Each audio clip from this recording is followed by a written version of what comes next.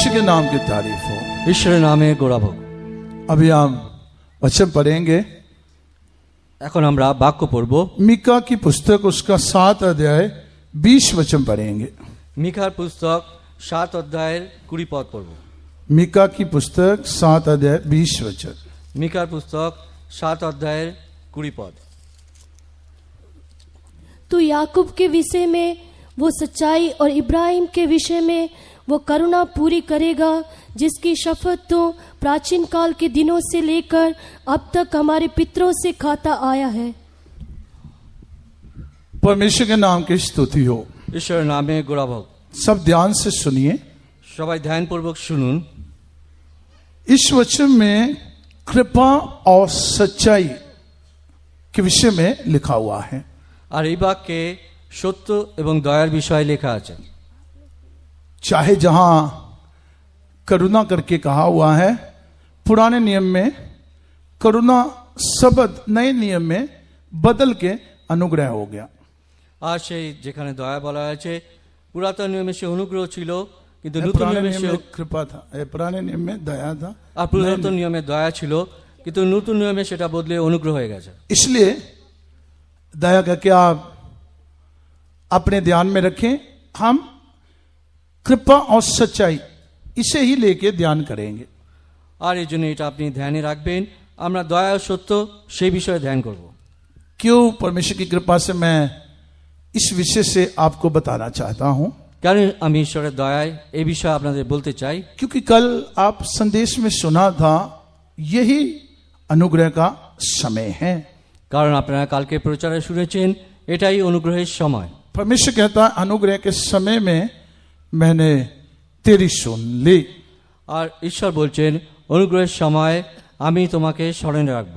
जब हमारा प्रभु यीशु इस दुनिया में आया, যখন আমাদের প্রভু যীশু খ্রিস্ট এই জগতে এলেন, प्राय उसी समय से अनुग्रह और सच्चाई इस दुनिया में आ गई।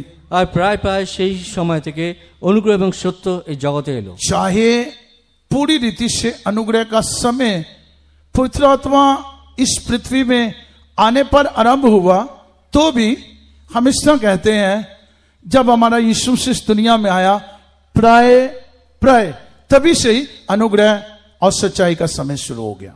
আর যায় পূর্ণ অনুগ্রহ সেই সময় থেকে আসতে শুরু করলো, কিন্তু আমরা বলবো যখন যীশু খ্রিস্ট এই জগতে এলেন তখন থেকে এই অনুগ্রহ এই জগতে এলো। सो जहां पे अनुग्रह और सच्चाई के विषय में लिखा हुआ है, আর যেখানে অনুগ্রহ এবং সত্যের বিষয় লেখা আছে, अनुग्रह और सच्चाई परमेश्वर के हर एक उस व्यक्ति के लिए जरूरी है जो आत्मिक जीवन व्यतीत करना चाहता है।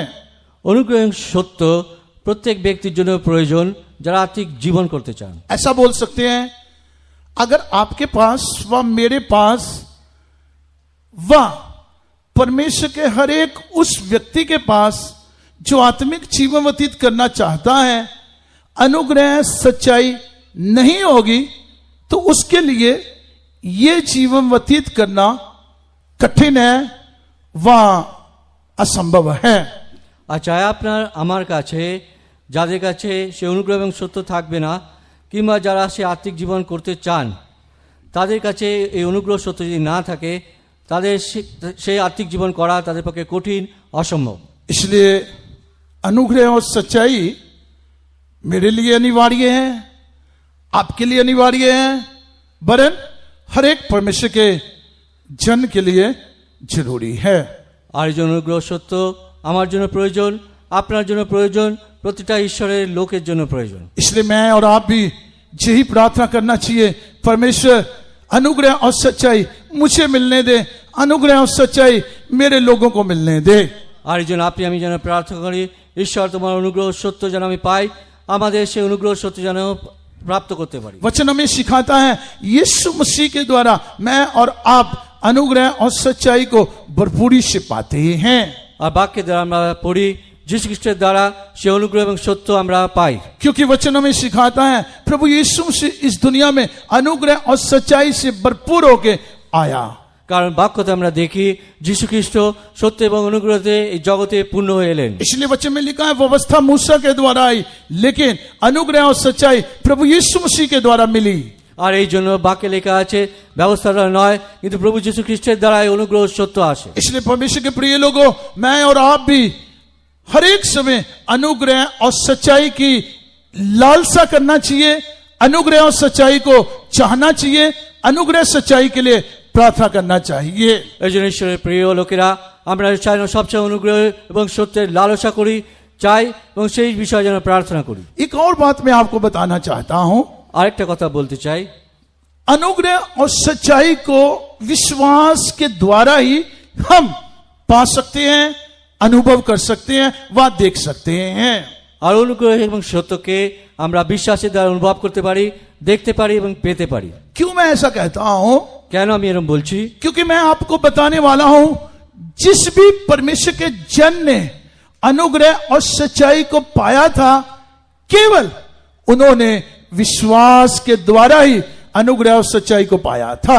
কারণ আমি আপনাদের বলবো, যেদিন ঈশ্বরের যৌন অনুগ্রহ এবং সত্য পেল, তা বিশ্বাসের দ্বারাই সে প্রাপ্ত করলো। मैं आपको बताने वाला हूं कौन से परमेश्वर के जन ने अनुग्रह और सच्चाई को पाया था। আমি আপনাদের বলবো কোন কোন ব্যক্তি ঈশ্বরের অনুগ্রহকে প্রাপ্ত করেছিল। जब उन्होंने अनुग्रह और सच्चाई को पाया, इसके द्वारा उनके जीवन में क्या क्या काम हुआ था।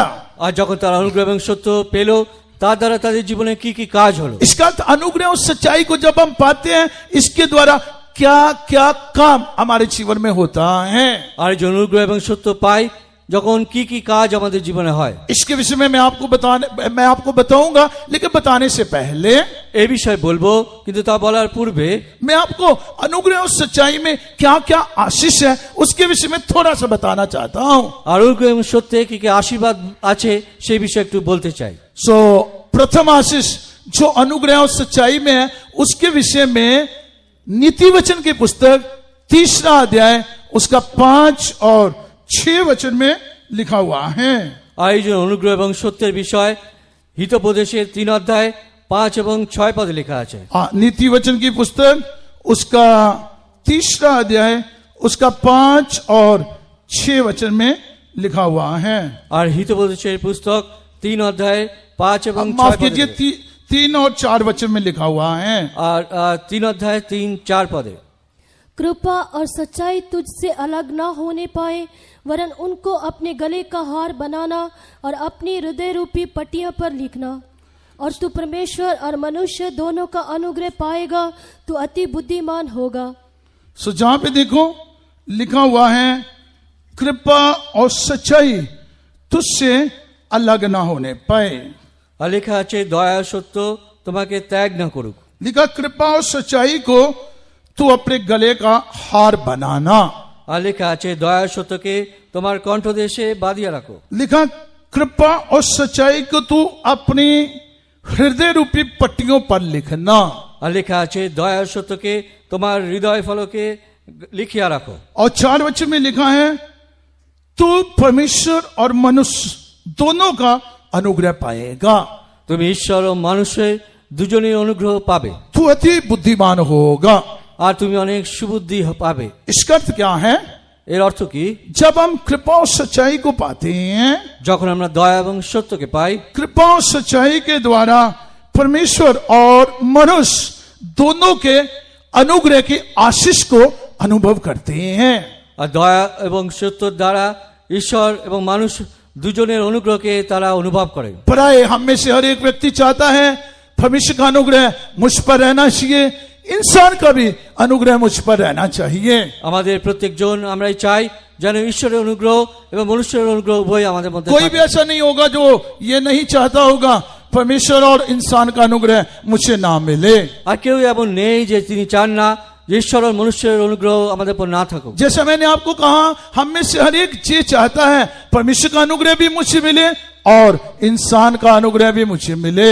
আর যেরকম আমি বলেছিলাম, আমাদের মধ্যে প্রত্যেকে চান ঈশ্বরের অনুগ্রহ যেন আমাদের উপরে থাকে, মনুষ্যের অনুগ্রহ যেন আমাদের উপরে থাকে। परमेश्वर के प्रिय लोगों, कृपा और सच्चाई के द्वारा ही हम परमेश्वर और इंसान के अनुग्रह को पा सकते हैं।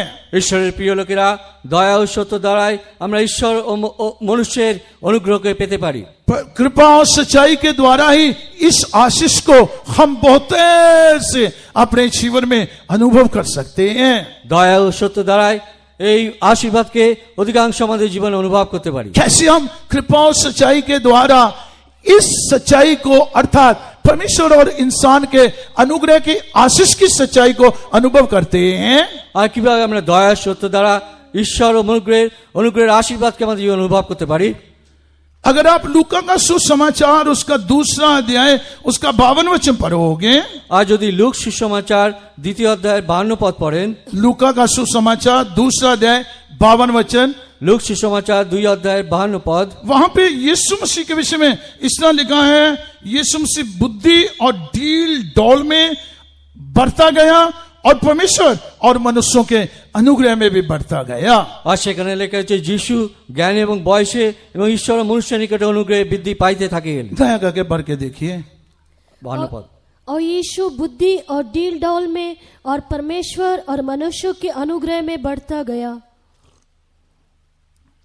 सो जहां पे देखो लिखा है प्रभु यीशु मसीह बुद्धि और डील डौल में बढ़ता गया, আর প্রভু যীশু খ্রিস্ট জ্ঞানে এবং সেই পূর্ণতায় বৃদ্ধি পেতে থাকলেন। और इसके बाद लिखा है वो परमेश्वर और मनुष्यों दोनों के अनुग्रह में भी बढ़ता गया।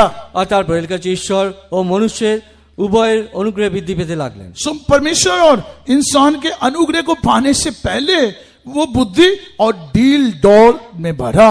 আর ঈশ্বর ও মনুষ্যের অনুগ্রহ পাওয়ার পূর্বে তিনি জ্ঞান ও পূর্ণতায় বৃদ্ধি পেলেন। और भी मैं थोड़ा आपको गहराई से बोलने से बुद्धि और डील डौल में बढ़ने से पहले यीशु मसीह के जीवन में क्या कौन सी बात दिखाई दी? আরো গভীরতায় বলতে গেলে জ্ঞানে এবং পূর্ণতায় বৃদ্ধি পেতে যীশু খ্রিস্টের জীবনে কোন বিষয় দেখা গেল? अगर आप 49 और 50 और 51 वचन पढ़ोगे तो इन वचनों में हम देखते हैं। আর যদি আপনি 49, 50, 51 পদে পড়েন এই বাক্যে আমরা দেখি 50 वचन में लिखा हुआ है, जब उसके माता पिता उसको ढूंढ रहे थे और वे मंदिर में उसको ढूंढते ढूंढते आके मिले, तब यीशु मसीह ने कहा तुम मुझे क्यों ढूंढते हो? क्या नहीं जानते थे कि मुझे अपने पिता के भवन में रहना जरूरी है व अवश्य है? আর যখন তার মাতা পিতা তাকে খুঁজতে খুঁজতে সেই মন্দিরে এলে যীশু খ্রিস্ট তাদের বললেন তোমরা কেন আমার অন্বেষণ করিবে? তোমরা কি জানো না আমার পিতার গৃহে আমাকে থাকিতে হইবে? 49 वचन में लिखा है, क्या नहीं जानते थे कि मुझे अपने पिता के भवन में होना जरूरी है व अपने पिता के कामों में लगे रहना जरूरी है। আর 49 পদে তিনি বলছেন তোমরা কি জানিতে না যে আমার পিতার গৃহে আমাকে থাকিতে হইবে, নয়তো পিতার কার্যে আমাকে লিপ্ত থাকতে হবে। सो जहां पे ध्यान देने वाली बात कौन सी है? আর এখানে ধ্যান দেওয়ার বিষয় কোনটা? चाहे यीशु मसीह के लिए पिता के भवन में होना और पिता के कामों में लगे रहना जरूरी था, আর চাহে প্রভু যীশু খ্রিস্টকে পিতার গৃহে নয়তো পিতার কাজে নিযুক্ত থাকা ছিল, तो भी তাও इससे बढ़ के यीशु मसीह के लिए क्या जरूरी था? আর এর চেয়ে অধিক যীশু খ্রিস্টের জন্য কি প্রয়োজন ছিল? 50 और 51 वचन में देखते हैं, इस तरह लिखा हुआ है, माफ कीजिए 51 वचन में इस तरह लिखा हुआ है, 51 পদে এই ধরনের লেখা আছে, तब वो उनके साथ गया और नासरत में आया और उनके वश में रहा और उसकी माता ने ये सब बातें अपने मन में रखी। পরে তিনি তাহাদের সঙ্গে নামিয়া নাসরতে চলিয়া গেলেন ও তাহাদের বশীভূত থাকিলেন, আর তাহার মাতা সমস্ত কথা আপন হৃদয়ে রাখিলেন। हाँ, लिखा पिता के घर में होना जरूरी होने के बावजूद भी वो अपने माता पिता के साथ गया আর পিতার গৃহে থাকার প্রয়োজন থাকলেও তিনি তার মাতা পিতার সঙ্গে গেলেন और उनके वश में रहा, अर्थात उनकी अधीनता में रहा। তাদের বশীভূত থাকলেন অর্থাৎ তার অধীনে থাকলেন। इसके बाद लिखा वो बुद्धि और डील डौल में बढ़ता गया। আর তারপরে লেখা আছে তিনি জ্ঞানে এবং পূর্ণতায় বৃদ্ধি পেলেন। परमेश्वर और मनुष्यों के अनुग्रह में भी वो बढ़ता गया। ঈশ্বর এবং মনুষ্যের অনুগ্রহে তিনি বৃদ্ধি পাইতে इसका থাকলেন। अर्थ क्या है? এর অর্থ কি? इसका अर्थ है हमारे कई ऐसे जरूरी काम है जो हमारे लिए जरूरी है, इनसे भी बढ़ के जरूरी अधीन रहना व वश में रहना है। এর অর্থ আমাদের অনেক প্রয়োজনীয় কাজ আছে, তা অনেক প্রয়োজন, কিন্তু এর চেয়ে অধিক প্রয়োজন যে তার অনুগ্রহে থাকা। बहुत सारे लोग यही एक सच्चाई को नहीं समझते। আর অনেক লোকেরা এই সত্যকে বোঝে না। बहुत सारे लोग अपनी जरूरी कामों को ही अधिक जरूरी समझते हैं।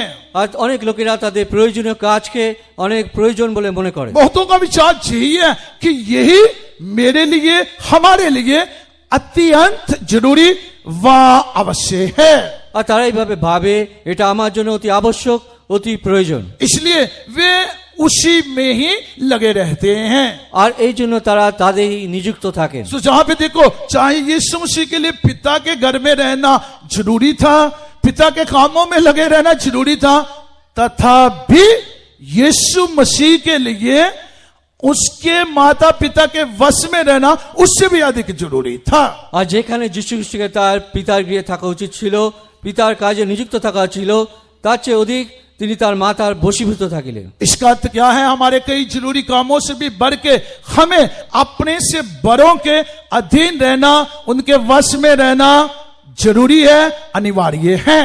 আর এর অর্থ যে আমাদের প্রয়োজনীয় কাজের চেয়ে আমাদের চেয়ে যারা বড় তাদের অধীনে তাদের বশীভূত থাকার প্রয়োজন। सो अगर हम उनके अधीन रहेंगे, उनके वश में रहेंगे, जरूर हम बुद्धि में बढ़ेंगे, हम डील डॉल में बढ़ेंगे, परमेश्वर और इंसान के अनुग्रह को पाएंगे। আর এই জন্য আমরা যদি তাদের অধীনে তাদের বশীভূত থাকি, নিশ্চয় আমরা জ্ঞানে পূর্ণতায় বৃদ্ধি পাবো আর ঈশ্বর মনুষ্যের অনুগ্রহে থাকবো। अब हम ऐसा बोल सकते हैं, ये केवल तभी संभव होगा यदि हमारे पास कृपा और सच्चाई रहेगी। আর এখন এটা বলবো, এটা তখনই সম্ভব হবে যদি আমাদের কাছে দয়া ও সত্য থাকে। अगर आपके पास कृपा और सच्चाई होगी, आप जरूर उस कृपा और सच्चाई की मदद से वश में रह सकोगे, अधीनता में रह सकोगे। कृपा और सच्चाई की मदद से आप बुद्धि को पा सकोगे, डील डॉल में बढ़ सकोगे, और इस तरह आप परमेश्वर और इंसान दोनों के अनुग्रह को पा सकोगे। আর আপনার কাছে দয়া এবং যদি সত্য থাকে তাহলে আপনি বশীভূত হতে পারবেন, তাহলে আপনি জ্ঞানে ও পূর্ণতায় বৃদ্ধি পাবেন, আর এইভাবে ঈশ্বর ও মনুষ্যের নিকটে অনুগ্রহে বৃদ্ধি পাবেন। इसलिए लिखा है, कृपा और सच्चाई तुझसे अलग ना होने पाए, वरन उनको अपने गले का हार बनाना और अपने हृदय रूपी पट्टियों पर उसे लिख लेना। আর এই জন্য দয়া ও সত্যে তুমি বজায় থাকো, তোমার কণ্ঠ দিয়ে সে বাঁধিয়া রাখো, তোমার হৃদয় ফলকে লিখিয়া রাখো। तू परमेश्वर और मनुष्य दोनों के अनुग्रह को पाएगा, अति बुद्धिमान तू हो जाएगा। আর তাহলে করিলে অনুগ্রহ এবং সুবুদ্ধি পাইবে, ঈশ্বর ও মনুষ্যের দৃষ্টিতে পাইবে। सो ये पहली आशीष है जो कृपा और सच्चाई के द्वारा हम अपने जीवन में एहसास करते हैं। আর এটাই প্রথম আশীর্বাদ যা দয়া এবং সত্য দ্বারা আমাদের জীবনে অনুভব করি। परमेश्वर के नाम की तारीफ हो, ঈশ্বরের नामे गौरव हो। कृपा और सच्चाई में दूसरी आशीष कौन सी है, उसके विषय में आप पढ़िए। দয়া এবং সত্যতে দ্বিতীয় আশীর্বাদ কি সেই বিষয়ে পড়ুন। नीति वचन की पुस्तक 16 अध्याय 6 वचन जब हम पढ़ते हैं, হিতোপদেশে 16 অধ্যায় 6 পদ যখন पढ़ी तो वहां पे हम इस तरह देखते हैं, अधर्म का प्रायश्चित कृपा और सच्चाई से होता है। नीति वचन 16 अध्याय 6 वचन, अधर्म का प्रायश्चित कृपा और सच्चाई से होता है, और यहोवा के भय मानने के द्वारा मनुष्य बुराई करने से बच जाते हैं। দয়া ও সত্যে অপরাধের প্রায়শ্চিত্ত হয়, আর সদাপ্রভুর ভয় মনুষ্য মন্দ হইতে সরিয়া যায়। सो जहां पे देखिए क्या लिखा है, कृपा और सच्चाई से अधर्म का प्रायश्चित होता है। এখানে কি লেখা আছে? দয়া ও সত্যে অপরাধের প্রায়শ্চিত্ত হয়। अधर्म जहां किसे दिखाता है, আর অপরাধ কাকে দেখায়? बाइबल में लिखा है सब प्रकार का अधर्म ही पाप है। আর বাইবেল লেখা আছে সমস্ত ধর্মের অধর্মই হচ্ছে পাপ। हाँ, अगर आप पहला यूहन्ना उसका 5 अध्याय 17 वचन पढ़ोगे तो वहां पे लिखा हुआ है सब प्रकार का अधर्म ही पाप है। আর প্রথম যোহন 5 অধ্যায় 17 পদ দেখলে সেখানে লেখা আছে সমস্ত ধরনের অধর্মই হচ্ছে পাপ। और अगर आप पहला यूहन्ना उसका पहला अध्याय 9 वचन पढ़ोगे तो वहां पे इस तरह लिखा हुआ है। আর প্রথম যোহন যদি আপনি 1 অধ্যায় 9 পদ পড়েন সেখানে লেখা আছে, लिखा यदि हम अपने पापों को मान लें तो वो हमारे पापों को क्षमा करने और हमें सब प्रकार के अधर्म से शुद्ध करने के लिए विश्वास योग्य हैं। আর যদি আমরা আপন আপন পাপ স্বীকার করি তাহলে তিনি বিশ্বস্ত ধার্মিক, তিনি আমাদের সমস্ত পাপ মোচন করবে এবং অধর্মিতা থেকে সূচি করবেন। सो लिखा पाप को माफ करने के लिए वो विश्वास योग्य हैं। আর লেখা আছে পাপ মোচন করার জন্য তিনি বিশ্বস্ত। ना केवल इतना वरन वो हमें हमारे अधर्म से शुद्ध करने के लिए भी विश्वास योग्य हैं। আর না শুধু এইটুকুই, কিন্তু তিনি আমাদের অধর্মিকতাকে সূচি করার জন্য सो अधर्म जहां किसे दिखा रहा है, আর এই জন্য অধর্মিকতা কিসে দেখায়? अधर्म मुझ में और आप में बसे हुए पाप के स्वभाव को प्रकट करता है। আর সেই অধর্মিকতা আপনার আমার মধ্যে বসে থাকা সেই পাপের স্বভাবকে দেখায়। कल भी आपने परमेश्वर के दास के द्वारा जन्म के पाप के विषय में सुना था, আর कालके আপনি ঈশ্বরের দাসের মাধ্যমে সেই জন্মগত পাপের বিষয়ে শুনেছিলেন। और हम सुना था कि जन्म का पाप हमारे भीतर हमेशा बसा रहता है। আমরা শুনেছিলাম জন্মগত পাপ সর্বদা আমাদের মধ্যে বসে থাকে। जन्म का पाप जो हमारे भीतर बसा रहता है, यही वो अधर्म है जो हमारे भीतर हमेशा बसा रहता है। আর জন্মগত পাপ যা আমাদের মধ্যে থাকে সেটা আমাদের সেই অধর্মের বিষয় যা আমাদের মধ্যে বজায় থাকে। सो जैसे एक पेड़ की जड़ हमेशा जमीन में छुपी रहती है, ठीक उसी तरह ये स्वभाव हमें हमेशा छुपा रहता है। আর যেমন একটা বৃক্ষের মূল সর্বদা মাটির নিচে গুপ্ত থাকে, সেরকমই অধর্মের স্বভাব আমাদের মধ্যে গুপ্ত থাকে। यही कारण है कई बार प्राय हम ये देखते हैं, जब कभी भी हम गलती करते हैं या कोई बुराई करते हैं, हम मन फिराते हैं, पश्चाताप करते हैं, फिर हम दोबारा वही करते हैं। আর যখন আমরা দেখি, যখন আমরা ভুল করি, তখন আমরা মন পরিবর্তন করি, প্রায়শ্চিত্ত করি, কিন্তু আবার সে একই ভুল করি। हम एक तरफ मन फिराते हैं, আমরা একদিকে মন পরিবর্তন করি, एक तरफ पश्चाताप करते हैं, একদিকে প্রায়শ্চিত্ত করি, एक तरफ हम परमेश्वर के सम्मुख रोते हैं और आंसू बहाते हैं, আর একদিকে আমরা ঈশ্বর সম্মুখে ক্রন্দন করি, রোদন করি।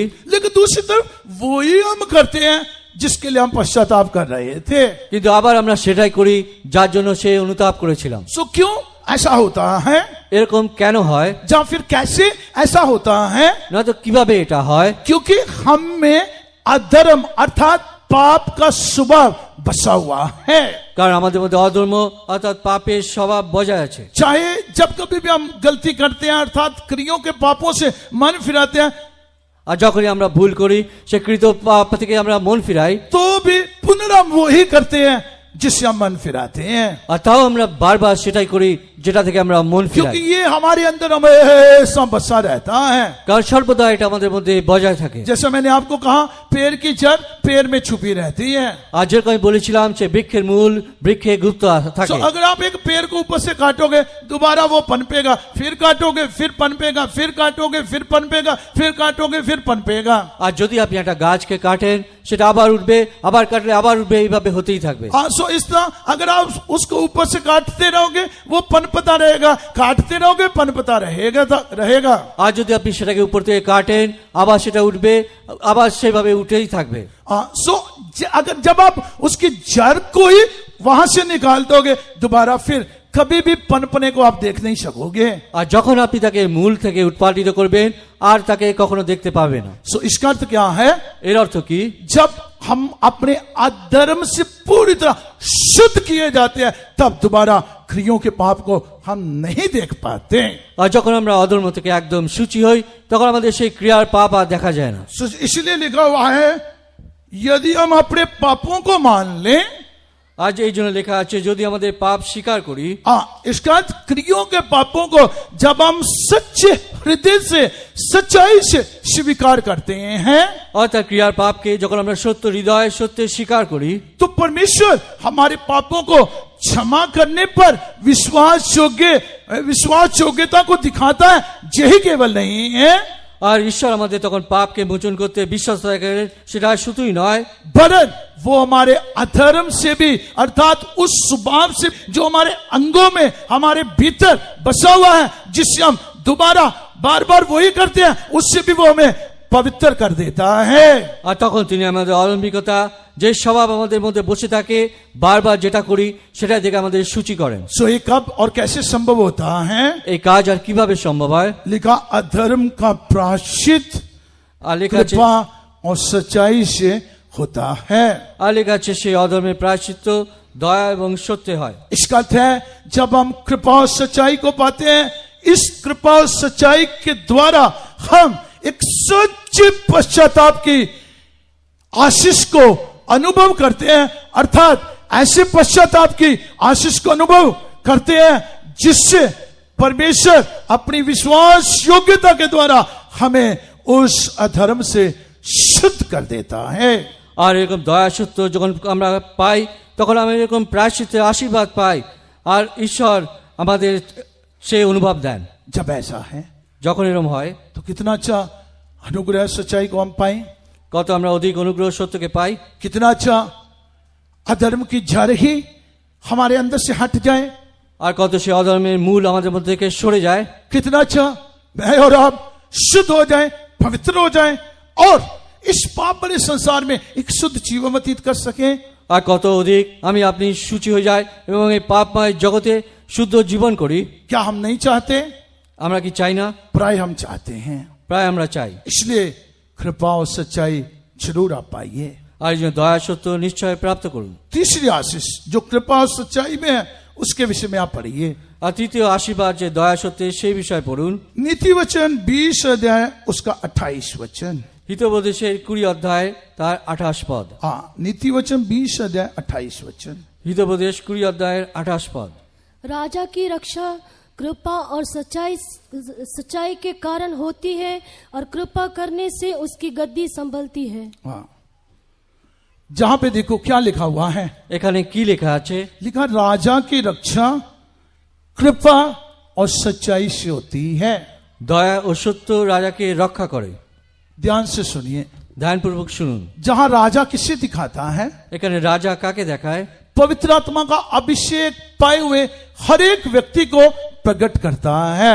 পবিত্র অভিষেক পেয়েছেন এরকম প্রত্যেক ব্যক্তিকে প্রকাশ করে। क्योंकि वचन के अनुसार देखने पर जब हम परमेश्वर के द्वारा अभिषेक किए जाते हैं, हम उसकी दृष्टि में राजे और जाजक बन जाते हैं। কারণ বাক্য দ্বারা যখন আমরা তার দৃষ্টিতে অভিষেক পাই তখন আমরা রাজা এবং যাজক হয়ে উঠি। वचन इसका कहता है परमेश्वर ने हमें अपने लिए राजे और जाजक बना दिया है। আর বাক্য এরকম বলছে তার জন্য তিনি আমাদের রাজা এবং যাজক রূপে নিযুক্ত করেছেন। मैं आपको सारे वचन ऐसा पढ़ाना नहीं चाहता क्योंकि हमारे पास समय कम है। मैं आपको बहुत कुछ बताना चाहता हूं, इसलिए मैं ऐसे ही बोलते हुए जाएगा। আমি সমস্ত বাক্য আপনাদের পড়াচ্ছি না কারণ সময় কম আছে, এই জন্য আমি এইভাবে বলে যাব। सो जहां पे लिखा है राजा की रक्षा कृपा और सच्चाई से होती है, আর এখানে লেখা আছে দয়া এবং সত্য রাজাকে রক্ষা করে। मैंने आपको कहा हम अभिषेक पाए हुए लोग परमेश्वर की दृष्टि में राजे हैं। আমি বলছি আমরা অভিষিক্ত লোক ঈশ্বরের দৃষ্টিতে রাজা। सो हम जहां इस वचन को इस तरह भी क्या बोल सकते हैं, अभिषेक की रक्षा कृपा और सच्चाई से होती है। আর এই বাক্য দ্বারা আমরা বলতে পারি অভিষেকের রক্ষা দয়া এবং সত্যতে হয়। परमेश्वर के प्रिय लोगों, परमेश्वर ने जो अभिषेक आपको दिया है, अगर आपके पास कृपा और सच्चाई रहेगी इसकी रक्षा होगी। अगर कृपा और सच्चाई को आप खो देंगे, नष्ट कर देंगे, अभिषेक नष्ट हो जाएगा। আর ঈশ্বরের প্রিয় লোক আপনার কাছে যদি সেই দয়া এবং সত্য থাকে তাহলে সে অভিষেককে রক্ষা করতে পারবেন, আর দয়া সত্য না থাকলে তাহলে সে অভিষেক নষ্ট হয়ে যাবে। इसलिए अगर आप चाहते हो मिला हुआ अभिषेक हमेशा मुझ में ज्यों का त्यों बना रहना चाहिए, আর এই জন্য যদি আপনি চান যে অভিষেক পেয়েছি যেন সর্বদা আমার মধ্যে বজায় থাকে, इस अभिषेक की हमेशा रक्षा होती रहे, আর এই অভিষেকে সর্বদা যেন রক্ষিত থাকে, हमेशा कृपा और सच्चाई को आप संभालिए। সর্বদা দয়া ও সত্যকে আপনি या ধরে दूसरे রাখুন। शब्दों में कृपा और सच्चाई को आप प्राप्त कीजिए। আর এইভাবে আপনি দয়া ও সত্যকে প্রাপ্ত করুন। कृपा और सच्चाई आप में दिखाई देने दीजिए, কৃপা আর সত্য যেন আপনাদের দেখা যায়, इससे आपका अभिषेक बना रहेगा, আর এইভাবে আপনার অভিষেক বজায় থাকবে। इससे आपका अभिषेक बना रहेगा। আর এইভাবে আপনার অভিষেক বজায় থাকবে, आपका अभिषेक नष्ट नहीं होगा। আপনার অভিষেক নষ্ট হবে না। और आप जानती हो, जब नहीं भी जानते, जब सौल राजा ने अपने अभिषेक को नष्ट कर दिया, वचन में लिखा परमेश्वर की ओर से ही एक बुरी आत्मा आके उसको सताने लगी। আর যখন আপনি জানেন যে শৌল রাজা যখন তার অভিষেককে নষ্ট করলো, তখন বাক্যে লেখা আছে একটা মন্দ আত্মা এসে তাকে তাড়না দিতে লাগলো। अभिषेक नष्ट कर देने पर परमेश्वर की तरफ से एक दुष्ट आत्मा, बुरी आत्मा आके उसको सताने लगी। আর অভিষেক নষ্ট করার পরে ঈশ্বরের দিক থেকে একটা মন্দ আত্মা এসে তাকে তাড়না দিল। और वचन में हम इस समय पढ़ते हैं, जब जब वो बुरी आत्मा उस पर आती थी, तब वो उस बुरी आत्मा के द्वारा दाऊद को नाश कर देना चाहता था।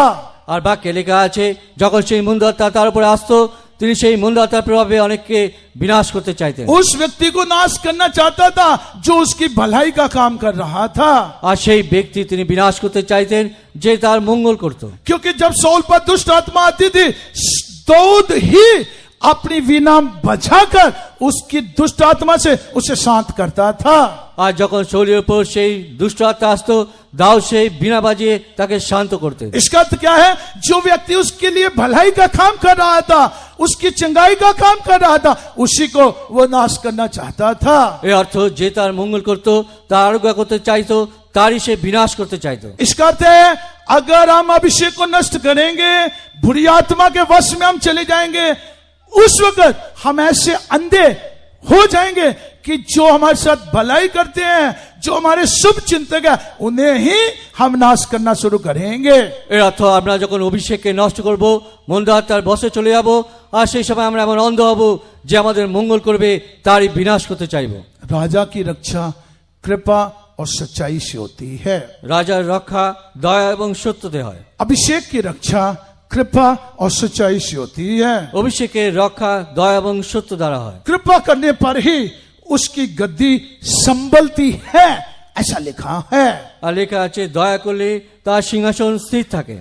सो इसका अर्थ है, अगर कृपा और सच्चाई हम पर हमारे पास रहेगी, इससे ही हमारी जगह ज्यों की त्यों बरकरार रहेगी। এর অর্থ আচ্ছা দয়া এবং সত্য যদি আমাদের মধ্যে থাকে, তাহলে আমাদের স্থান সেই স্থির থাকবে। हम अपनी जगह को बना के रख सकेंगे, আমাদের জায়গাকে আমরা ধরে রাখতে পারব। हमारी जगह कदापि हम नष्ट नहीं होने देंगे। আমাদের সেই हमारी जगह को, हमारे स्थान को हम नष्ट नहीं होने देंगे। আমাদের স্থানকে আমরা নষ্ট হতে দেব না। और जानते हो, स्वर्ग में परमेश्वर ने आपके लिए एक अच्छी जगह रखी हुई है। আর ঈশ্বর স্বর্গে আপনার জন্য একটা উত্তম স্থান রেখেছেন। मेरे लिए, आपके लिए स्वर्ग में एक श्रेष्ठ जगह परमेश्वर ने रखी हुई है। আপনার আমার জন্য ঈশ্বর স্বর্গে একটা শ্রেষ্ঠ और স্থান। हम जानते हैं, हमारा यीशु भी हमारे लिए एक श्रेष्ठ जगह को तैयार कर रहा है। আমরা জানি আমাদের যিশু আমাদের জন্য একটা শ্রেষ্ঠ স্থান প্রস্তুত इसलिए করছেন। कृपा और सच्चाई मुझसे और आपसे अलग ना हो, कृपा और सच्चाई से हमारा स्थान बना रहे। আর এই জন্য দয়া সত্য যেন আমাদেরকে পৃথক না হয়, দয়া সত্যতে যেন আমাদের স্থান স্থির থাকে। ये सारी आशीष कृपा और सच्चाई के जीवन में पाई जाती है। আর এই সমস্ত আশীর্বাদ দয়া সত্যে জীবনে আমরা পাই। परमेश्वर के नाम की तारीफ हो। ঈশ্বরের নামে গৌরব। अब मैं आपको जट से उन सारे व्यक्तियों के विषय में बताऊंगा जिन्होंने कृपा और सच्चाई को पाया। আর এখন আমি তাড়াতাড়ি সেই ব্যক্তির বিষয়ে বলবো যারা সেই দয়া এবং সত্যকে প্রাপ্ত করলো। और कृपा और सच्चाई ने उनके जीवन में क्या क्या काम किया, या दूसरे शब्दों में कृपा और सच्चाई पाने से उनके जीवन में क्या क्या हुआ। আর দয়া সত্য তাদের জীবনে কাজ করলো, তা অন্য শব্দে দয়া সত্য পাওয়ার পরে তাদের জীবনে কি কি হলো। पहला व्यक्ति जिसने कृपा और सच्चाई पाई, उसका नाम इब्राहिम है। আর প্রথম ব্যক্তি যিনি দয়া এবং সত্য পেলেন তার নাম আব্রাহাম। दया करके पढ़ के देखिए, দয়া করে পড়ে দেখুন। उत्पत्ति की पुस्तक 24 अध्याय 27 वचन में इब्राहिम के विषय में उसका दास अलियाजर इस तरह कहता है। আদি পুস্তকের 24 অধ্যায় 27 পদে তার দাস এইভাবে বলছেন। दया करके पढ़ के देखिए। धन्य है मेरे स्वामी इब्राहिम का परमेश्वर यहोवा कि उसने अपनी करुणा और सच्चाई को मेरे स्वामी पर से हटा नहीं लिया। यहोवा ने मुझको ठीक मार्ग पर चलाकर मेरे स्वामी के भाई बंधुओं के घर पर पहुंचा दिया है। सो जहां पे देखो, इब्राहिम का विश्वास योग्य दास अलियाजर इस तरह कहता है। আর ইব্রাহিমের বিশ্বাসযোগ্য দাস আলিয়াজা এইভাবে বলছেন। वो कहता है परमेश्वर धन्य है, उसने मेरे स्वामी इब्राहिम पर से अपनी कृपा और सच्चाई को हटाया नहीं है। আর আমার কর্তা আব্রাহামের ঈশ্বর সদাপ্রভু ধন্য হোক, তিনি আমার কর্তার সহিত আপন দয়া ও সত্য ব্যবহার নিবৃত্ত করেন নাই। सो जहां पर वो कब कहता है उसने मेरे स्वामी इब्राहिम पर से अपनी कृपा और सच्चाई को हटाया नहीं है। আর তিনি এখানে বলছেন যে তার কর্তা আব্রাহামের প্রত্যেকে প্রভু দয়া ও সত্য ব্যবহার নিবৃত্ত করেননি। जब उसके पुत्र, माफ कीजिए, जब इब्राहिम के पुत्र इसहाक के विवाह के संबंध में अलियाजर की अगुवाई परमेश्वर के दूत के द्वारा हुई और जिस जगह में इब्राहिम ने कहा था जाने के लिए वहां वो पहुंचा, तब वो समझा इब्राहिम पर परमेश्वर की कृपा है और सच्चाई है, अर्थात इब्राहिम ने कृपा और सच्चाई पाई है। আর যখন সে আব্রাহামের পুত্র সেই তার বিবাহের জন্য এলিয়াজার সে যে স্থানে যাওয়ার ছিল সেই স্থানে গেলেন, তখন তিনি বুঝলেন যে আব্রাহামের পরে দয়া সত্য আছে। इससे हम एक बात ये भी समझ सकते हैं, আর এই ইসাকের এই বিষয় থেকে একটা বুঝতে পারি, अगर कृपा और सच्चाई मेरे और आपके पास रहेगी, परमेश्वर इस पृथ्वी के कामों के लिए भी हमारी अगुवाई करेगा। আর দয়ার সত্য যদি আমাদের উপর থাকে, ঈশ্বর আমাদের এই পৃথিবীর কাজে আমাদের পরিচালিত করবেন। खास करके अगर आपके बच्चे बच्चियों का विवाह करना होगा, परमेश्वर उसके लिए चलाएगा, अगुवाई करेगा और ठीक समय पर ठीक इंसान को आपके पास लेके आएगा। আর বিশেষ করে আপনার সন্তান সন্ততি যদি বিবাহের প্রয়োজন হয়, ঈশ্বর সঠিকভাবে চালাবেন এবং সঠিক মনুষ্যকে সেজন্য তিনি বেছে দেবেন। आपको परेशान होने की जरूरत ही नहीं होगी, আপনার এই বিষয়ে কোনো ব্যাকুল হবার প্রয়োজন आपको নেই, चिंता करने की जरूरत ही नहीं होगी। আপনার চিন্তা করার কোনো প্রয়োজন নেই। कृपा और सच्चाई आप पर रहने से परमेश्वर आपको चलाएगा, परमेश्वर अगुवाई करेगा, परमेश्वर मदद करेगा और परमेश्वर आपके बच्चे बच्चियों के विवाह के लिए ठीक जन को ठीक समय में लेके आ जाएगा। আর দয়া সত্য থাকলে ঈশ্বর আপনাকে চালিত করবেন, সঠিকভাবে তিনি পরিচালিত করবেন আর আপনার সন্তান সন্ততির জন্য সঠিক মনুষ্যকে তিনি বেছে রাখবেন। ना केवल हमारे बेटे बेटियों के विवाह के संबंध में बरन हमारे इस पृथ्वी के जितने भी काम हैं उन सारे कामों के लिए भी परमेश्वर में चलाएगा, ठीक रास्ते में अगुवाई करेगा। না আমাদের সন্তান সন্ততির বিবাহের জন্য, কিন্তু ঈশ্বর আমাদের পৃথিবীর সমস্ত কাজের জন্য সঠিকভাবে চালাবেন, সঠিকভাবে পরিকল্পনা দেবেন। इतना ही केवल नहीं, आत्मिक भाव से देखने पर परमेश्वर हमें ठीक मार्ग में चला के हमें ठीक जगह में ले जाएगा। আর এইটুকু নয়, ঈশ্বর আমাদের আর্থিক পদে সঠিকভাবে চালিয়ে সঠিক স্থানে নিয়ে যাবেন। आप उत्पत्ति की पुस्तक 24 अध्याय अगर 48 वचन पढ़ोगे तो वहां भी इसी तरह हम देख सकते हैं। আর যদি আদি পুস্তক 24 অধ্যায় 22 পদ পড়েন, সেখানে আমরা 48 পদ পড়েন, তাহলে সেখানে আমরা এই বিষয় দেখতে পারি। सुदया का के पढ़ के देखिए उत्पत्ति की पुस्तक उसका 24 अध्याय 48 वचन। আর পড়ে দেখুন আদি পুস্তক 24 অধ্যায়ের 48 পদ। फिर मैंने सिर झुकाकर यहोवा को दंडवत किया और अपने स्वामी इब्राहिम के परमेश्वर यहोवा को धन्य कहा, क्योंकि उसने मुझे ठीक मार्ग से पहुंचाया कि मैं अपने स्वामी के पुत्र के लिए उसकी भतीजों को ले जाऊं। सो जहां पे देखो लिखा है, उसने कहा कि परमेश्वर यहोवा धन्य है जिसने मुझे ठीक मार्ग में चलाया है। আর এখানে আমরা দেখি যে ঈশ্বর সদাপ্রভু ধন্য, কারণ আমি সঠিক পথে চালিত করলেন। 27 वचन में भी वो इसी तरह कहता है, यहोवा ने मुझको ठीक मार्ग पर चलाकर मेरे स्वामी के भाई बंधुओं के घर में पहुंचा दिया है। আর 28 পদে আমরা দেখি যে তিনি বলছেন, সদাপ্রভু আমাকে সঠিক পথে চালিয়ে আমার কর্তার জ্ঞাতিদের বাটিতে আনিলেন। कैसे परमेश्वर ने अलियाजर को ठीक मार्ग में चलाया। আর এরকম ঈশ্বর এলিয়াজারকে সঠিক পথে চালালেন। आप इसी अध्याय का 7 वचन पढ़ के देखिए। আপনি সেই অধ্যায় 7 পদ পড়ে দেখুন। 24 अध्याय 7 वचन। 24 অধ্যায় 7 পদ।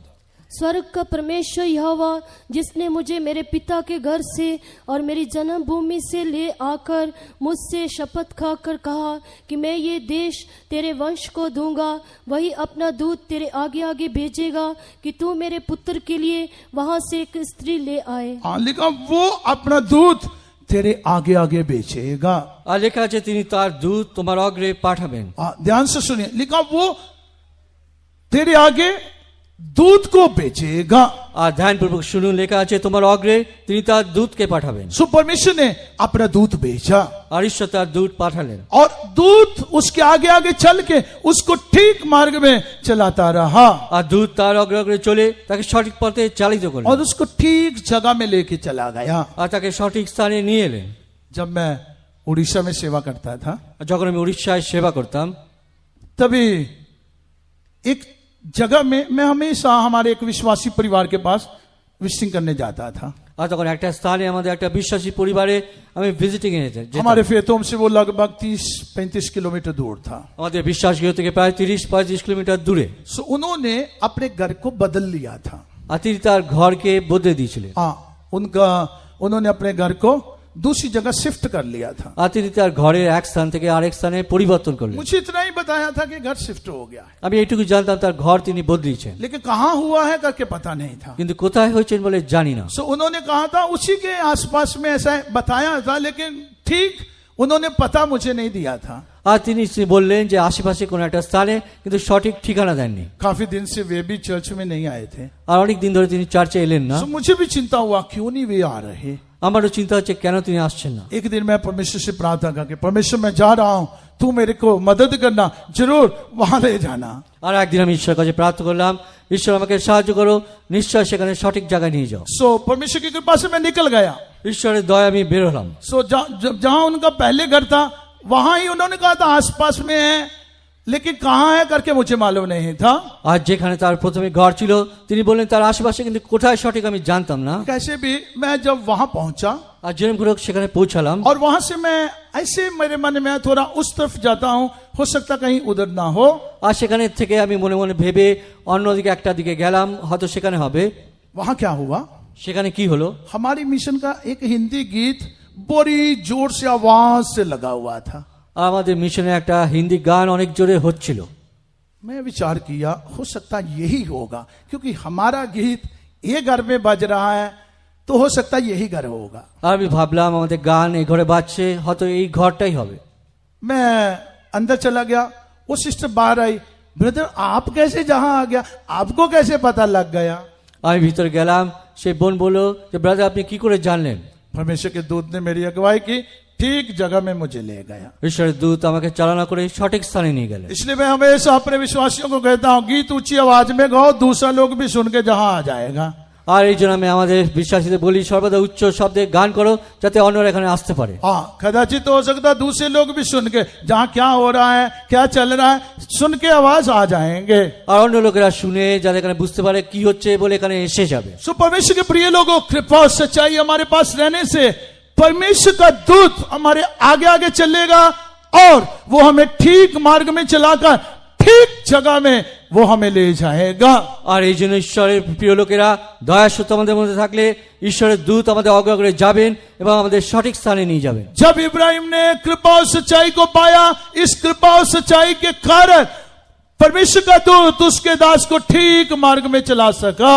যখন আব্রাহাম দয়া সত্যকে পেলেন, এই দয়া সত্যের কারণে ঈশ্বরের দূত তার দাসকে সঠিক স্থানে নিয়ে গেলেন। हम कृपा और सच्चाई पाएंगे, परमेश्वर का दूत हमारी अगुवाई करेगा, हमारे लोगों की भी अगुवाई करेगा, ठीक मार्ग में वो हमें चलाएगा। আমরা দয়া এবং সত্যকে প্রাপ্ত করব, ঈশ্বরের দূত আমাদের লোকদের সঠিক পথে পরিচালিত করবেন। और कृपा और सच्चाई से हम अपने गंतव्य पर अर्थात जहां हमें पहुंचना वहां हम पहुंच जाएंगे।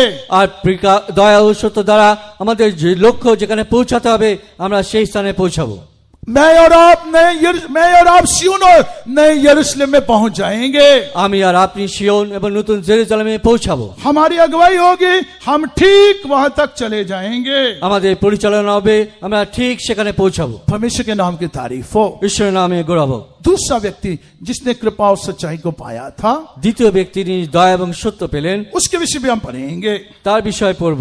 उत्पत्ति की पुस्तक 32 अध्याय 10 वचन में याकूब के विषय में पढ़ते हैं। আদি পুস্তকের 32 অধ্যায় 10 পদে যাকবের বিষয় আমরা দেখি।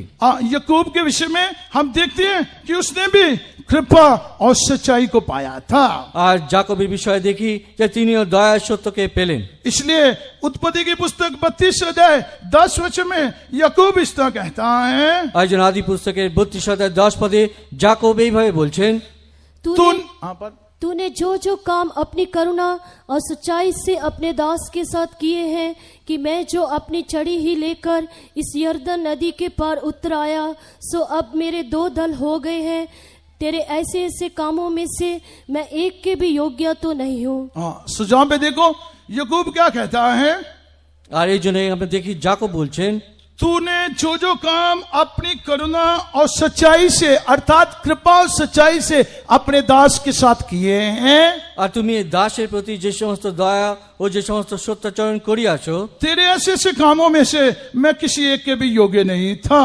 আর আমি এইসব কাজের কিছুরই যোগ্য নই। वो कहता है चाहे मैं एक समय केवल एक छड़ी लेके यरदन नदी के इस पार उतर आया था, लेकिन आज जब मैं यरदन नदी के इस पार से उस पार जा रहा हूं, मेरे हाथ में ना केवल एक छड़ी है, भरन मेरे 2 दल हैं। আর তিনি বলছেন, যখন আমি এই নিজের জর্দন পার হয়েছিলাম তখন আমার এই শুধু যষ্টিখানে ছিল, কিন্তু যখন আমি এখন এই পার থেকে ওই পারে যাচ্ছি, আজকে শুধু যষ্টি নয় কিন্তু 2 দল আমার হইয়াছে। सो इस वचन में याकूब अपने जीवन के 2 समयों के विषय में कहता है। আর এই বাক্যে জাকব তার জীবনের 2টো সময়ের বিষয়ে বলছেন। एक ऐसा समय जब उसके हाथ में केवल एक छड़ी थी, আর একটা সময় ছিল যখন তার হস্তে শুধু তার যষ্টি ছিল। एक ऐसा समय जब उसके पास एक छड़ी को छोड़ और कुछ भी नहीं था, वो खाली इंसान था। আর যখন একটা সময় ছিল তার কাছে যষ্টি ছাড়া কিছু ছিল না, তিনি একজন খালি মনুষ্য ছিলেন। दूसरा समय जब उसके पास 2 दल थे। আর দ্বিতীয় সময় যখন তার কাছে 2টো দল আছে। इसका अर्थ क्या है? এর অর্থ কি? परमेश्वर के प्रिय लोगों, अगर आपके पास कृपा और सच्चाई रहेगी, ঈশ্বরের প্রিয় লোকেরা, যদি আপনার কাছে দয়া এবং সত্য থাকে, चाहे आपके पास कुछ नहीं भी होने से, আপনার কাছে অন্য কিছু না থাকলেও, चाहे आपके पास केवल एक छड़ी होने से, শুধু আপনার কাছে একটা যষ্টি থাকলেও, इसका अर्थ क्या है? এর অর্থ কি? चाहे आपके पास केवल थोड़ा कुछ होने से, আর আপনার কাছে অল্প কিছু থাকলেও, जहाँ परमेश्वर के वचन पर मात्र विश्वास होने से, আর ঈশ্বরের বাক্যের উপর আপনার যদি বিশ্বাস और থাকে, कुछ नहीं भी होने से, আর কিছু না থাকলেও, कृपा और सच्चाई आपके पास रहने से, দয়া এবং সত্য আপনার কাছে থাকলে आप निराश नहीं होंगे। আপনি হতাশ হবেন না, आप कभी भी हियाव नहीं छोड़ेंगे। আপনি আশা ছাড়বেন না। जिस व्यक्ति के पास कृपा और सच्चाई है, যে ব্যক্তি নিকটে দয়া এবং সত্য আছে, उसके पास कुछ नहीं होने से भी वो निराश नहीं होता। তার কাছে অন্য কিছু না থাকলেও সে হতাশ হবে না। उसके पास कुछ नहीं होने से भी वो हियाव नहीं छोड़ता। তার কাছে কিছু না থাকলেও সে আশা ছাড়বে না। उसके पास कुछ नहीं होने से भी वो पीछे नहीं हटता। তার কাছে কিছু না থাকলেও তিনি পশ্চাতে যাবেন না। वो खाली रहने से भी वो पीछे नहीं हटता। সে খালি থাকলেও সে পিছনে যাবে না। कृपा और सच्चाई मेरे और आपके पास हमेशा दिखाई देना चाहिए। দয়া এবং সত্য আপনার কাছে যেন দেখা যায়। दूसरी तरफ कृपा और सच्चाई रहने से, দ্বিতীয়ত কি দয়া এবং সত্য चाहे থাকে, हमारे पास कितनी भी भरपूरी क्यों ना हो, চাই আপনার কাছে যত পূর্ণতা থাকুক না, बहुतायत से क्यों ना हो, অধিকাংশ থাকুক না কেন, तथापि हम अभिमान नहीं करेंगे, ততক্ষণ আমরা যেন উদ্ধত না হই, तथापि हम अपने आप को ऊंचा नहीं करेंगे। তথাপি আমরা নিজেকে উচ্চ করব না। हम क्या कहेंगे? আমরা কি বলবো? परमेश्वर ये तो सब तेरी ओर से है, হে সদাপ্রভু, এই সব কিছু তো তোমার দিক থেকে। मैं तो तेरे ऐसे ऐसे कामों में से किसी एक के लायक नहीं था। আমি তো তোমার এই সব কাজের কিছুর ये যোগ্য নই। तेरी आशीष है परमेश्वर, হে প্রভু, তোমার এটা আশীর্বাদ। ये तेरी भलाई है परमेश्वर। হে ঈশ্বর, এটা তোমার মঙ্গল। आप भरपूरी के कारण अभिमान नहीं करोगे, আপনি আপনার প্রাচুর্যের কারণে উদ্ধত হবেন না। विपरीत में क्या करोगे? বিপরীতে কি করবেন? आप परमेश्वर के आभारी होकर उसकी तारीफ करोगे। আপনি ঈশ্বরের প্রতি কৃতজ্ঞতায় তার প্রশংসা করবেন। जैसे दाऊद को देखिए, যেমন দাউদকে দেখুন, जब परमेश्वर ने दाऊद को राजा बनाया, যখন ঈশ্বর দাউদকে রাজা করলেন, तो दाऊद कभी भी अभिमान नहीं किया। কিন্তু তিনি কখনো উদ্ধত হননি। दाऊद ने हमेशा अपने आप को नम्र करते हुए परमेश्वर की तारीफ की। দাউদ সর্বদা নিজেকে নম্র করে ঈশ্বরের প্রশংসা করলেন। दाऊद वाचा के संदूक के सामने नाचने का कारण भी केवल यही था।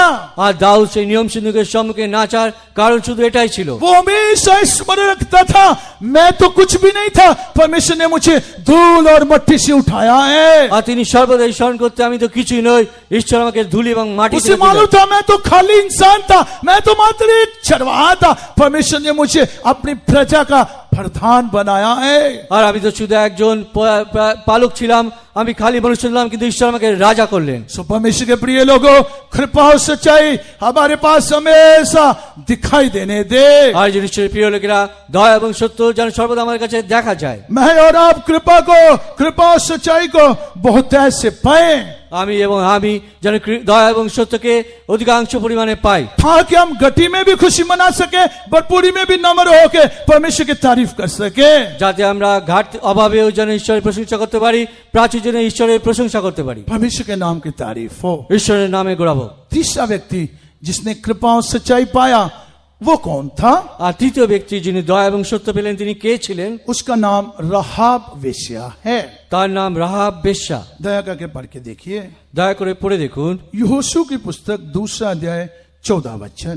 ইয়োশু পুস্তক 2 অধ্যায় 14 পদ। तब उन पुरुषों ने उससे कहा, यदि तू हमारी ये बात किसी पर प्रकट ना करे तो तुम्हारे प्राण के बदले हमारा प्राण जाए, और जब यहोवा हमको ये देश देगा तब हम तेरे साथ कृपा और सच्चाई से बर्ताव करेंगे। सो जहां पे राहाब वेश्या के विषय में हम देखते हैं कि उसने भी कृपा और सच्चाई को पाया। আর এখানে আমরা রাহাব বেশ্যাকে দেখি, তিনি দয়া এবং সত্যকে পেলেন। जब उसने कृपा और सच्चाई को पाया तो वचन में हम पढ़ते हैं उसका प्राण नाश होने वालों के साथ नाश नहीं हुआ। আর যখন তিনি দয়া সত্যকে পেলেন, বাক্যে আমরা দেখি তার প্রাণ যারা বিনাশ পাচ্ছিল তাদের সঙ্গে বিনাশ হয়নি। कृपा और सच्चाई को राहाब वेश्या ने कैसे पाया था? দয়া এবং সত্যকে রাহাব বেশ্যা কিভাবে পেলেন? ध्यान से सब सुनिए, ध्यानपूर्वक শুনুন। राहाब के विषय में वचन में हम पढ़ते हैं वो वेश्या स्त्री थी। রাহাবের বিষয়ে বাক্যে আমরা দেখি তিনি একজন বেশ্যা স্ত্রী ছিলেন। सो वो एक वेश्या स्त्री थी। আর তিনি সেই বেশ্যা একজন স্ত্রী ছিলেন। ऐसी स्त्री परमेश्वर के अनुग्रह को और सच्चाई को कैसे पा सकती है? আর এরকম একজন স্ত্রী ঈশ্বর দয়া এবং সত্যকে কিভাবে পেতে পারে? सो उसने भी परमेश्वर के अनुग्रह को और सच्चाई से पाया। আর তিনি ঈশ্বর অনুগ্রহ এবং সত্যকে পেলেন। कैसे उसने अनुग्रह और सच्चाई को पाया? কিভাবে তিনি অনুগ্রহ এবং সত্যকে পেলেন? वचन में हम पढ़ते हैं जब यहोशू यरीहो नगर को लेने वाला था, আর বাক্যে দেখি যখন যहोशू यरीहो নগরকে দখল করা ছিল, तब यहोशू ने अपने जहां से 2 बेदियों को यरीहो नगर के भेद को लेने के लिए भेजा था। তখন যहोশू তার দিক থেকে দুইজনকে সেই যরিहो নগরে অনুসন্ধান করতে পাঠালেন। जब ये 2 बेदिये यरीहो में आए थे, যখন এই দুই চর সেই যরিहोতে এলেন, राहाब वेश्या ने जिसका घर सहब पना पर था इन बेदियों को अपने घर में उतारा था, अर्थात इन 2 बेदियों को स्वीकार किया था। আর রাহাব বেশ্যা তখন এই দুই চরকে তার ঘরে থাকতে দিয়েছিলেন, অর্থাৎ তাদের স্বীকার করলেন। परमेश्वर के प्रिय लोगों, जानते हो ये 2 बेदिये किस बात को दिखाते हैं? আর সে প্রিয় লোক, এই দুই চর কোন বিষয়কে দেখায়? ये 2 बेदिये सुसमाचार के 2 पहलुओं को प्रकट करते हैं।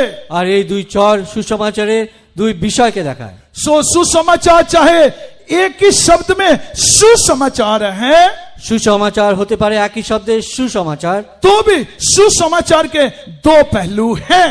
তাও সুসমাচারের দুটো দিক আছে। या दूसरे शब्दों में सुसमाचार को 2 नाम दिए हुए हैं। আর অন্য শব্দে সুসমাচারের দুটো নাম দেওয়া হয়েছে। प्रथम सुसमाचार को छुटकारे का सुसमाचार कहा जाता है। আর প্রথম সুসমাচারকে সেই মুক্তির সুসমাচার বলা হয়। दूसरा सुसमाचार को महिमा का सुसमाचार कहा जाता है। আর দ্বিতীয় সুসমাচারকে মহিমার সুসমাচার বলা হয়। छुटकारे का सुसमाचार और महिमा का सुसमाचार यही 2 बेदिये हैं। আর মুক্তির সুসমাচার এবং মহিমার সুসমাচার এটাই সেই দুটো গুপ্ত বিষয়। राहाब चाहे वेश्या थी, আর রাহাব একটা বেশ্যা হচ্ছে, तो भी विश्वास से उसने इन भेदियों को स्वीकार किया था। আর তাও তিনি বিশ্বাসে এই দুই চরকে স্বীকার করলেন। इसका अर्थ क्या है? এর অর্থ কি? चाहे हम मनुष्यों की दृष्टि में गिरे हुए इंसान ही क्यों ना हो, আর হয়তো আমরা মনুষ্যের দৃষ্টিতে সেই পড়ে যাওয়া লোক হতে পারি, चाहे हम समाज में से बहिष्कृत किए हुए व्यक्ति ही क्यों ना हो, হয়তো সমাজ থেকে আমরা দূর করে দেওয়া ব্যক্তি হতে পারি, अर्थात हम रद्द किए हुए व्यक्ति ही क्यों ना हो, অর্থাৎ সমাজ থেকে তিরস্কৃত ব্যক্তি, चाहे हम भी इत्यादि इत्यादि स्वभाव वाले व्यक्ति ही क्यों ना हो, আর হতে পারে আমরা ইত্যাদি ইত্যাদি অনেক স্বভাবের ব্যক্তি হতে পারি। तो भी जब हम विश्वास से सुसमाचार की इन सच्चाइयों को ग्रहण करते हैं, আর যদি আমরা বিশ্বাসে সুসমাচারের সত্যকে গ্রহণ করি, जानते हो हम कृपा और सच्चाई को पाते हैं। আর জানেন আমরা তাহলে দয়া এবং সত্যকে পাই। जब राहाब वेश्या ने कृपा और सच्चाई को पाया, इससे क्या हुआ, আর যখন রাহাব বেশ্যা দয়া এবং সত্যকে পেলেন, এতে কি হলো दया करके पढ़ के देखिए। দয়া করে পড়ে দেখুন। यहोशू की पुस्तक 6 अध्याय उसका 23 वचन जब हम पढ़ते हैं, যোশের পুস্তক 6 অধ্যায় যখন তার 23 পদ পড়ি, तो वहां पे हम क्या 22 और 23 वचन जब हम पढ़ते हैं, तो वहां पे हम क्या देखते हैं, 22 এবং 23 পদ যখন পড়ি সেখানে কি দেখি, दया करके झट से पढ़िए। यहोशू की पुस्तक 6 अध्याय 22 और 23 वचन। যোশের পুস্তক 6 অধ্যায় 22 এবং 23 পদ। तब यहोशू ने उन दोनों पुरुषों से जो उस देश का भेद लेने गए थे कहा, अपनी शपथ के अनुसार उस वेश्या के घर में जाकर उसको और जो उसके पास हो उन्हें भी निकाल ले आओ।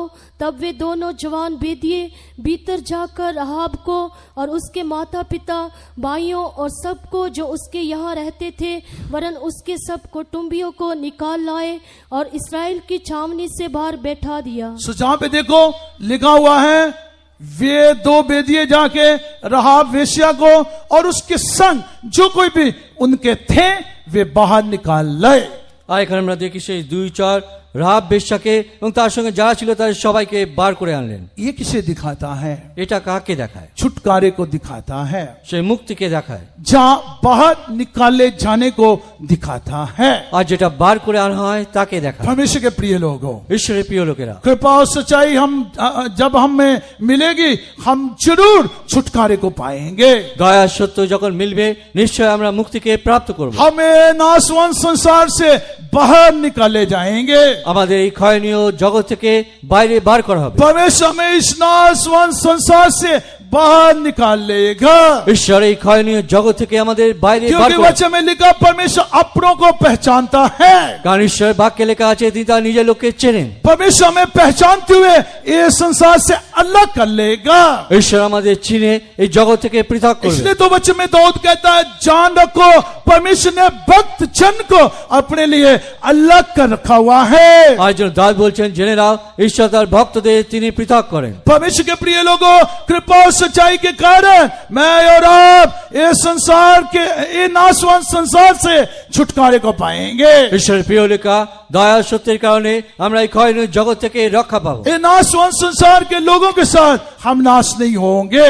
আর এই বিনাশ হওয়া জগতের সঙ্গে আমরা ক্ষয় পাবো না। दूसरा, इसके विषय में हम क्या पढ़ते हैं, আর দ্বিতীয় এই বিষয়ে আমরা কি পড়ি, अगर आप इसी अध्याय का 25 वचन पढ़ोगे, वहां पे क्या लिखा हुआ है, আর যদি আপনারা সেই অধ্যায় 25 পদ দেখেন সেখানে কি লেখা আছে, 25 वचन में लिखा, यहोशू ने राहाब वेश्या और उसके पिता के घराने को वरन उसके सब लोगों को जीवित छोड़ दिया।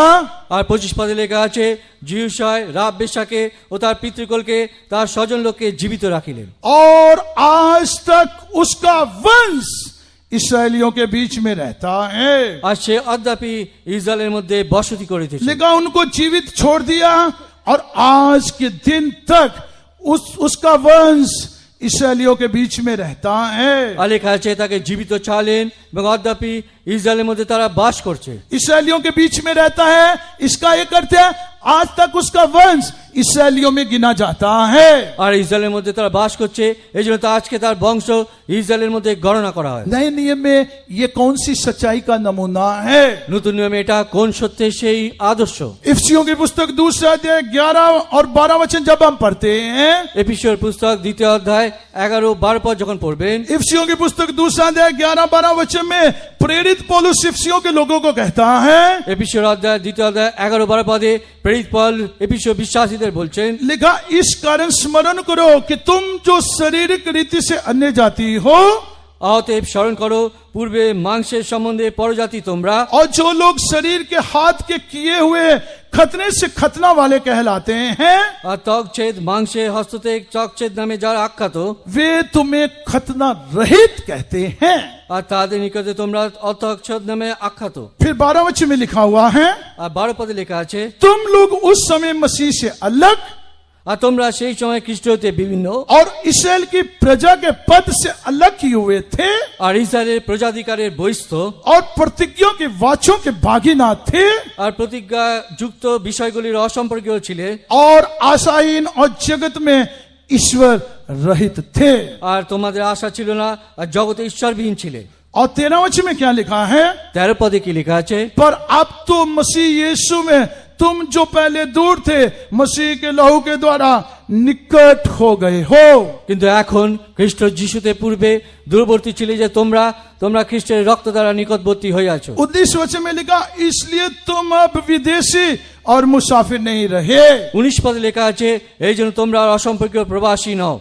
19 वचन पढ़ के देखिए, वहां पे लिखा, इसलिए अब तुम विदेशी और मुसाफिर नहीं रहे, আর 19 পদ পড়ে দেখুন লেখা আছে, এখন আর তোমরা অসম্পর্কীয় আর প্রবাসী নও, परंतु अब पवित्र लोगों के संगे स्वदेशी और परमेश्वर के परिवार के हो गए हो। কিন্তু পবিত্রগণের সহপ্রজা এবং ঈশ্বরের বাটির লোক। लिखा, आज तक उसका वंश इसराइलियों में रहता है। আর লেখা আছে, আজ পর্যন্ত তার বংশ ইসরায়েলদের মধ্যে আছে। ये किस बात को दिखाता है? এটা কোন বিষয়কে দেখায়? पवित्र लोगों के संगे तुम परमेश्वर के परिवार के हो गए हो। আর তুমি পবিত্র লোকের সঙ্গে ঈশ্বরের পরিবারের লোক হয়েছো। परमेश्वर के प्रिय लोगों, कृपा और सच्चाई से हम छुटकारे को पाएंगे, यही केवल नहीं वरन परमेश्वर के परिवार में से हम गिने जाएंगे। আর ঈশ্বরের প্রিয় লোকেরা দয়া সত্যতে ঈশ্বর হব এইটুকু নয়, কিন্তু তার পরিবারের লোক হব। हम परमेश्वर के घराने के लोग करके गिने जाएंगे, আমরা ঈশ্বরের সেই বংশের লোক হিসেবে हम গণিত, परमेश्वर का वंश करके गिने जाएंगे, আমরা ঈশ্বরের বংশরূপে গণিত। चाहे हम कोई भी क्यों ना हो, আর আমরা যে কেউ হই না কেন, कोई भी जाति के क्यों ना हो, যে কোনো জাতির হই না কেন, कोई भी देश के क्यों ना हो, যে কোনো দেশের হই कोई না, भी प्रांत के क्यों ना हो, যে কোনো প্রান্তের হই না, परमेश्वर के परिवार के हम गिने जाएंगे। ঈশ্বরের পরিবারে আমরা গণিত হব। जब ऐसा है, যখন এরকম হয়, कितना अच्छा कृपा और सच्चाई मेरे और आपके पास रहना चाहिए। আর কত অধিক দয়া ও সত্য আপনার কাছে আমার কাছে থাকা উচিত। परमेश्वर के नाम की स्तुति हो। ঈশ্বরের নামে গৌরব। मैं चौथे व्यक्ति के विषय में बोल के बंद करूंगा। আমি চতুর্থ ব্যক্তির বিষয় বলে শেষ করব। चौथा व्यक्ति कौन था जिसने कृपा और सच्चाई को पाया था? চতুর্থ ব্যক্তি কে ছিল যিনি দয়া আর সত্যকে পেলেন? उसका नाम दाऊद है। তার নাম দাউদ। दया करके पढ़ के देखिए, দয়া করে পড়ে দেখুন 57 भजन उसका तीसरा वचन, 57 গীত সংহিতা 3য় পদ, 57 Psalms 3rd verse। গীত সংহিতা 57:3। ईश्वर स्वर्ग से भेजकर मुझे बचा लेगा जब मेरा निगलने वाला निंदा कर रहा हो। सेला, परमेश्वर अपनी करुणा और सच्चाई प्रकट करेगा। सो जहां पे देखिए, दाऊद भी कृपा और सच्चाई के विषय में कहता है। আর এখানে দেখি দাউদ দয়া এবং সত্যের বিষয়ে বলছেন। लिखा हुआ है, ईश्वर स्वर्ग से भेजकर मुझे बचा लेगा जब मेरा निगलने वाला निंदा कर रहा हो। परमेश्वर अपनी कृपा और सच्चाई प्रकट करेगा। আর লেখা আছে, ঈশ্বর স্বর্গ হইতে দূত প্রেরণ করে আমাকে নিস্তার করিবেন আমার গ্রাসকারী তিরস্কারকারে। इसका अर्थ क्या है? এর অর্থ কি? कृपा और सच्चाई आपके पास रहने से কৃপা এবং সত্য আপনার কাছে থাকলে आपको नाश करने वाला आपका शत्रु कभी भी आपको नाश नहीं कर सकेगा। আপনার বিনাশকারী শত্রু কখনো আপনার বিনাশ করতে পারবে वो না, कभी भी आप पर प्रबल नहीं हो सकेगा। আর সে কখনো আপনার উপরে প্রবল হতে পারবে না। दया करके आप 56 भजन का 1-2 वचन भी पढ़ के देखिए। আর দয়া করে 56 গীত সংহিতার 1-2 পদ পড়েও দেখুন। 56 Psalms उसका 1st and 2nd verse, গীত সংহিতা 56 1 এবং 2 পদ। जहां पे भी दाऊद क्या कहता है, আর সেখানে দাউদ কি বলছেন? हे परमेश्वर मुझ पर अनुग्रह कर, হে ঈশ্বর আমার প্রতি কৃপা করো, क्योंकि मनुष्य मुझे निगलना चाहते हैं, কারণ মর্ত আমাকে গ্রাস করিতে वे চাইতেছে। दिन भर लड़कर मुझे सताते हैं, সে সমস্ত দিন যুদ্ধ করে আমার প্রতি मेरे উপদ্রব করে। द्रोही दिन भर मुझे निगलना चाहते हैं, আমার গুপ্ত শত্রুগণ সমস্ত দিন আমাকে গ্রাস করিতে क्योंकि চাইতেছে। जो लोग अभिमान करके मुझसे लड़ते हैं কারণ অনেকে সদর্পে আমার বিরুদ্ধে যুদ্ধ করিতেছে, वे बहुत हैं। তারা অধিকাংশে। सो जहां वे बहुत से अपने शत्रुओं के विषय में, द्रोहियों के विषय में कहता है, আজ এখানে অনেক শত্রু এবং বিদ্রোহী বিষয় বলে। और 57 का 3रा वचन में कहता है, परमेश्वर इन द्रोहियों के विरुद्ध अपनी कृपा और सच्चाई प्रकट करेगा। আর 57 তৃতীয় পদে লেখা আছে ঈশ্বর এই গ্রাসকারী বিপক্ষে তার দয়া সত্যকে প্রেরণ করিবেন। इसका अर्थ परमेश्वर मुझे मेरे इन द्रोहियों के हाथ में पड़ने नहीं देगा, वरन वो मुझे बचा लेगा। এর অর্থ ঈশ্বর এই গ্রাসকারী হস্ত আমাকে পড়তে দেবে না, কিন্তু আমাকে রক্ষা করবেন। वो मुझे नाश नहीं होने देगा। তিনি আমাকে বিনাশ হতে দেবেন না। अगर आप 61 वचन उसका 7 वचन पढ़ोगे, वहां भी दाऊद कृपा और सच्चाई के विषय में कहता है। আর যদি আপনি গীতসংহিতা 61:7 দেখেন, সেখানেও দাউদ দয়া এবং সত্যের বিষয়ে বলছেন। 61 Psalms उसका 7th वर्ष में दाऊद कृपा और सच्चाई के विषय में कहता है। গীতসংহিতা 61:7 দাউদ সেখানে দয়া এবং সত্যের বিষয়ে বলছেন। लिखा हुआ है वो परमेश्वर के सम्मुख सदा बना रहेगा। আর লেখা আছে তিনি চিরকাল ঈশ্বরের সাক্ষাতে বসতি করিবেন। तुम अपनी करुणा और सच्चाई को उसकी रक्षा के लिए ठहरा रख।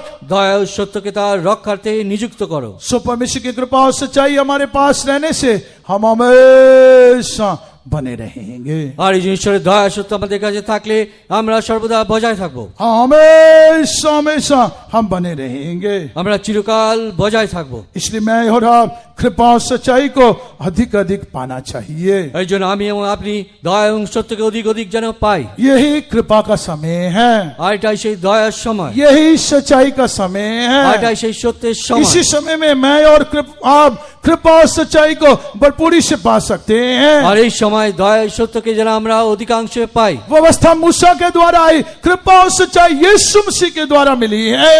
আর মুশির দ্বারা এবং দয়া ও সত্য যিশুর দ্বারা আমরা পেয়েছি। उसकी भरपूरी से कृपा और सच्चाई को मैं और आपने बहुत तेज से पाया।